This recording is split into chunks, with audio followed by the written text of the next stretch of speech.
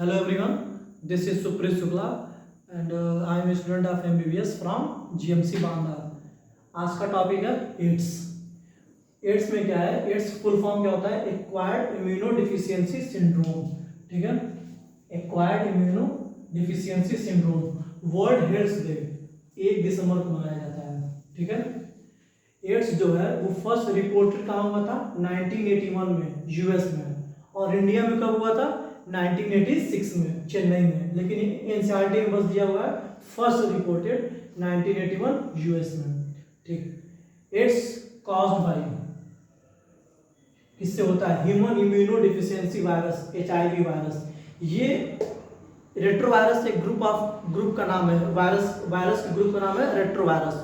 उसका ये मेंबर है ह्यूमन इम्यूनो डिफिशियंसी वायरस। ठीक है, इसका जो आरएनए जीनोम होता है सिंगल स्ट्रैंडेड आरएनए, ये कभी कभी क्वेश्चन में पूछ देता है, एसआरटी में दिया नहीं है लेकिन कभी कभी पूछ देता है। Single stranded RNA. Transmission of AIDS caused by, occurs कैसे होता है, फैलता किससे है, sexual contact with infected person. कोई पर्सन है जिसको इसमें एचआईवी वायरस है, सेक्सुअल कांटेक्ट हुआ, उससे फैल गया। दूसरा, ट्रांसफ्यूजन ऑफ कंटामिनेटेड ब्लड। कोई ब्लड है, किसी के ब्लड में एचआईवी वायरस है, वो ब्लड किसी दूसरे को हम लोग दे दिए, तो ट्रांसफ्यूजन ऑफ कंटामिनेटेड ब्लड भी कॉज हो सकता है।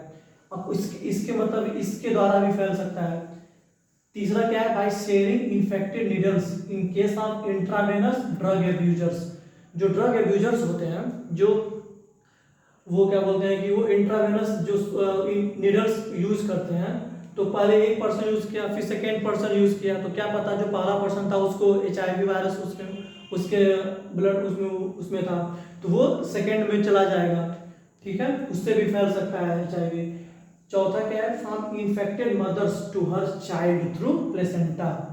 चाइल्ड अपने मदर से किससे जुड़ा होता है, वॉम में, मतलब उसके फीट जो जुड़ा होता है मदर के उसमें, वो प्लेसेंटा से। ठीक है, तो इसके थ्रू भी फैल सकता है।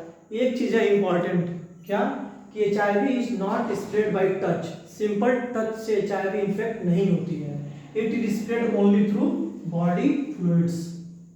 ठीक है, ये HIV is not spread by touch और फिजिकल कांटेक्ट। सिंपल टच या फिजिकल कांटेक्ट से एचआईवी नहीं फैलती, it is spread only through body fluid से ही फैल सकती है, सलाइवा लेवल से। ठीक है, अब क्या होता है कि ऑलवेज, हमेशा, time lag between infection and appearance of AIDS symptom. AIDS का सिम्टम आने में, इन्फेक्शन होने में, और उसका सिम्टम अपीयर होने में, एड्स का सिम्टम अपीयर होने में या तो मंथ लग सकता है या मेनी ईयर्स। एनसीईआरटी में दिया हुआ है क्या, 5 to 10। ठीक है, एचआईवी इन्फेक्ट किया बॉडी के अंदर और अपीयर हुआ वो एड्स सिम्टम बॉडी में, उसमें हमेशा टाइम लैग होता है। ठीक है, कितना हो सकता है, वो मंथ हो सकता है या मेनी ईयर्स होता है, 5 से 10 साल तक हो सकता है। ठीक है, इसका मैकेनिज्म क्या होता है, जो एचआईवी वायरस होती है वो किसी बॉडी के पर्सन में गई, ठीक है, पर्सन के बॉडी में गई। ठीक है, उसमें क्या होता है, जो टिश्यू में जो मैक्रोफेज है, उसमें जो इस एचआईवी का जो आरएनए जीनोम है, वो वाया एंजाइम रिवर्स ट्रांसक्रिप्टेज, वो वायरल डीएनए बनाता है। ठीक है, अब क्या होगा, ये पूरे डीएनए इनकॉर्पोरेट होके होस्ट सेल में जाएंगे।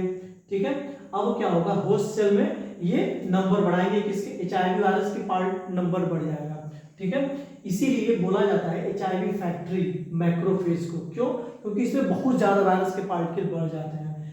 ठीक है, ये साइमल्टेनियसली। दूसरा जो होता है, ये तुम्हारा होता है तुम्हारा हेल्पर टी लिम्फोसाइट में। एचआईवी फिर गया तुम्हारा helper T lymphocyte. Helper T lymphocyte का काम क्या था, ये एंटीबॉडी प्रोड्यूस नहीं कराता है, लेकिन जो बी लिम्फोसाइट होता है उसको हेल्प करता है एंटीबॉडी प्रोडक्शन में। ठीक है, तो हेल्पर टी लिम्फोसाइट को ये अफेक्ट करेगा, मतलब कि हमारे जो इम्यूनिटी है उसको डिक्रीज करेगा।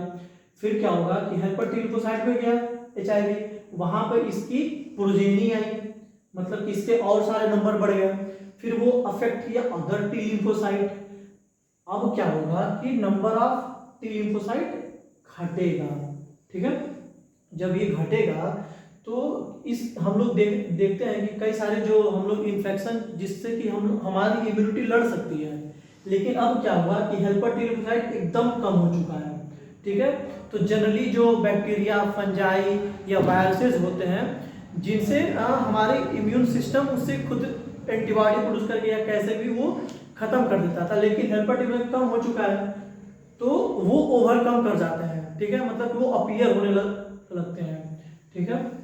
अब हम लोग देखेंगे इसके डायग्नोस्टिक टेस्ट देखेंगे। अब हम लोग देखेंगे एड्स का डायग्नोस्टिक टेस्ट। एड्स का क्या होता है? एलिसा।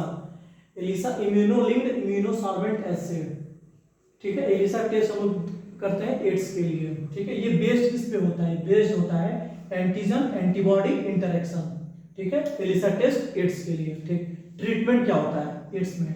एंटी रेट्रोवायरल ड्रग देते हैं, लेकिन क्या है ना कि ओनली पार्शियली इफेक्टिव है, परमानेंट इफेक्टिव नहीं है, केवल पार्शियली इफेक्टिव है। तो इसमें नो परमानेंट क्योर है, मतलब कि एक बार हो गया तो परमानेंटली आप इससे मतलब निकल नहीं सकते हैं, तो केवल प्रिवेंशन ही है जिससे कि हम लोग एड्स से बच सकते हैं, ठीक है। एक क्या है कि एनसीईआरटी जो है कि केमिस्ट्री की जो एनसीईआरटी है 12th का सेकंड पार्ट जो अल्कोहल चैप्टर है उसमें दिया हुआ है कि azidothymidine AZT use for AIDS victim. तो क्या पता कभी कोई पूछ दे कि एजाइडोथाइमिडीन किसके लिए? एनसीईआरटी में दिया हुआ है, एनसीईआरटी में दी हुई चीज हर एक चीज इंपॉर्टेंट है। तो एजाइडोथाइमिडीन यूज फॉर एड्स विक्टिम्स, ठीक है। अब क्या होता है कि इसके एड्स के प्रिवेंशन के लिए क्या क्या करते हैं? हमारी जो कुछ नेशनल जो है मतलब कि गवर्नमेंट जो है हेल्प करती, वो एक नेशनल एड्स कंट्रोल ऑर्गेनाइजेशन है NACO, ठीक है। कुछ है नॉन गवर्नमेंटल ऑर्गेनाइजेशन NGOs, ये भी क्या करती हैं? पर्सन को एजुकेट करती हैं एड्स के बारे में, उसको बताती हैं कि कैसे आप केवल प्रिवेंशन कर सकते हैं एड्स से, ठीक है। So thank you so much. अब हम लोग नेक्स्ट वीडियो में देखेंगे कैंसर।